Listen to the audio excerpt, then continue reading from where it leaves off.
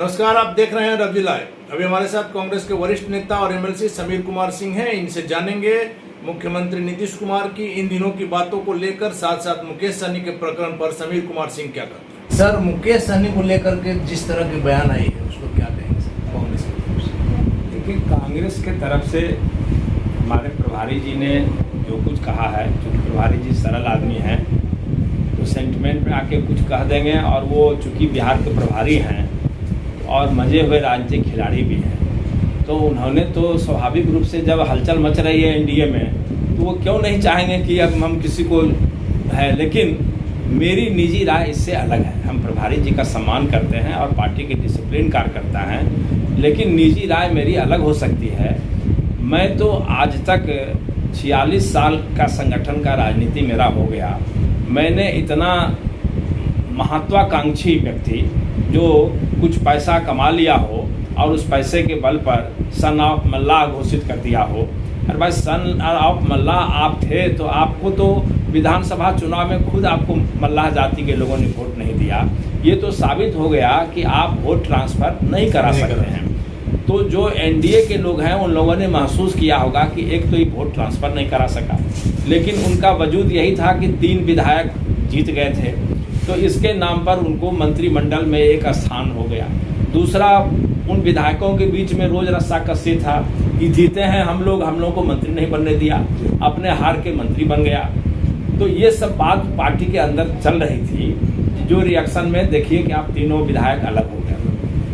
ये चूंकि अति महत्वाकांक्षी व्यक्ति हैं और राजनीतिक योग्यता उनके पास नहीं है, न कोई सेवा भाव सहनी जी में हमको दिखलाई पड़ता है। झूठ बोल करके इतना आगे बढ़ गए, और क्यों एनडीए के लोगों ने इतना ज़्यादा महत्व दे दिया। हम समझते हैं कि एक विभाग को तो वो बर्बाद करने ही जा रहे थे। तो हमको लगता है कि ईश्वर की बड़ी कृपा है कि पशुपालन विभाग में तरह तरह की बात होती रहती है, तो लगता था कि फिर इन्हें कुछ कर बैठे, इसलिए भगवान ने पशुपालन को और हमारे पशु को बचाने के लिए इनसे मुक्ति दिला दी। तो हम भगवान को भी बड़ा आभार व्यक्त करना चाहते हैं। लेकिन मेरी समझ से ये इतने अति महत्वाकांक्षी हैं और कोई राजनीतिक परिपक्वता नहीं है, और इस बिहार के विकास से उनका कोई लेना देना नहीं है। ये चाहते हैं कि किसी न किसी 3 तिकड़म करके छलांग लगा के अचानक हम मुख्यमंत्री बन जाएं। तो बिहार के मुख्यमंत्री बनने के लिए उनको तो कभी ये चांस नहीं मिलने वाला है, और वो संघर्ष करें, पहले राजनीति सीखें, और बिहार के प्रति एक सेवा भाव और समर्पण का जब स्वभाव उनका बनेगा तब लोग उनसे प्रभावित होगा।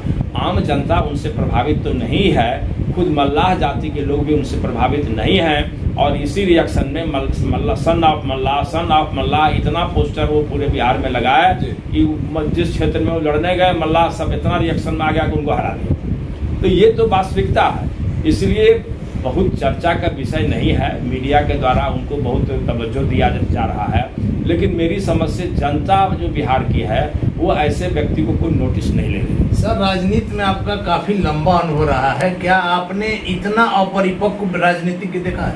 नहीं, हमने तो शुरू में ही कहा सन ऑफ मल्लाह अपने से बन जाना, अपने से सन ऑफ मल्लाह और मल्लाह का प्रतीक अपने आप को प्रतिनिधि घोषित कर देना, ये तो अपने आप में मजाक है। मल्लाह जाति निश्चित रूप से संघर्ष करती है, और मछुआरा जाति गंगा के किनारे कहीं मछली मार के खाना, तालाब में मछली मार के खाना, यही उनकी मुख्य आजीविका है। और उनके नेता के रूप में अपने स्थापित किए, कभी उनकी आवाज़ बने क्या? कभी उनके लिए कोई संघर्ष किया क्या? पैसे के बल पर भीड़ जुटा करके और एनडीए के लोगों को उन्हें दिखलाया कि हमारे साथ जन समर्थन है, लेकिन विधानसभा के चुनाव में जन समर्थन नहीं है। जब वो हार गए तो यह स्पष्ट हो गया। सर, बिहार के मुख्यमंत्री को कभी आपने इतने गुस्से में देखा जो इन दिनों भी नजर आया? चल गया नकुलवा जी। मुख्यमंत्री जी आ रहे क्यों गुस्से में आ जाते हैं, ये काफी गंभीर माने जाते हैं सर। निश्चित रूप से वो गंभीर व्यक्ति हैं, और मंजे हुए अभी तो वर्तमान में देश में 2-4 बड़े नेता हैं, उसमें उनका स्थान है, इसमें हमको कहने में कोई भी गुरेज नहीं है। लेकिन अब लोग थोड़ा बहुत देखिएगा ना, जब बूढ़ा हो जाता है आदमी तो बच्चा सबको बड़ा डांट डपट करते रहता है कि ये करो वो करो। तो हो सकता है कि पार्टी में कुछ न कुछ कमी वो पाते होंगे, अपने मंत्रिमंडल के सहयोगियों में कुछ कमी पाते होंगे, और उनकी जो इच्छा शक्ति है उसमें वो सब लोग फिट नहीं बैठता होगा, तो कभी कभी गुस्सा होता होगा। ये तो स्वाभाविक है, मनुष्य की मानव की प्रकृति है गुस्सा होना।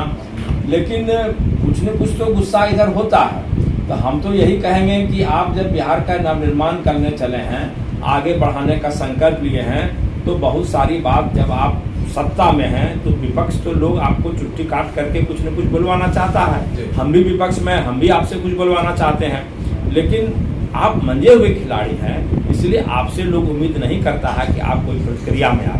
और ऐसी प्रतिक्रिया जो आपने खुद अपना इमेज पूरे देश में बनाया है, उस इमेज को आप अगर स्वतः अपने व्यवहार से नुकसान करेंगे तब तो बड़ा मुश्किल है।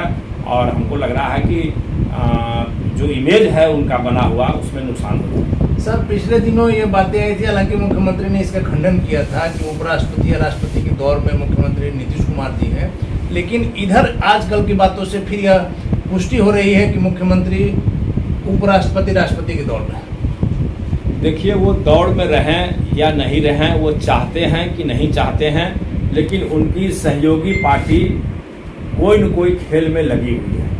ऐसे खेल में कि भारतीय जनता पार्टी चाहती है कि बिहार में उनका प्रतिनिधि मुख्यमंत्री बने और इनको कोई सम्मानजनक महत्वपूर्ण पद दिया जाए। तो ये तो उनके सहयोगी दल विचार मंथन में लगे हुए हैं और काफ़ी दिनों से लगे हुए हैं। इनकी क्या मन स्थिति है ये हमको अभी समझ में नहीं आया है। बोलते तो हैं कि हाँ ऐसा कुछ बात नहीं है और हम नहीं, चूँकि लोगों को ऐसा लगता है कि ये राष्ट्रपति के लायक भी हैं, ये उपराष्ट्रपति के लायक भी हैं, ये केंद्र में तो मंत्री बड़े बड़े रेल मंत्री तक ये रहे हैं, कृषि मंत्री रहे हैं, तो ये भी बात होती है कि राज्यसभा में जाएंगे और रक्षा मंत्री बनेंगे।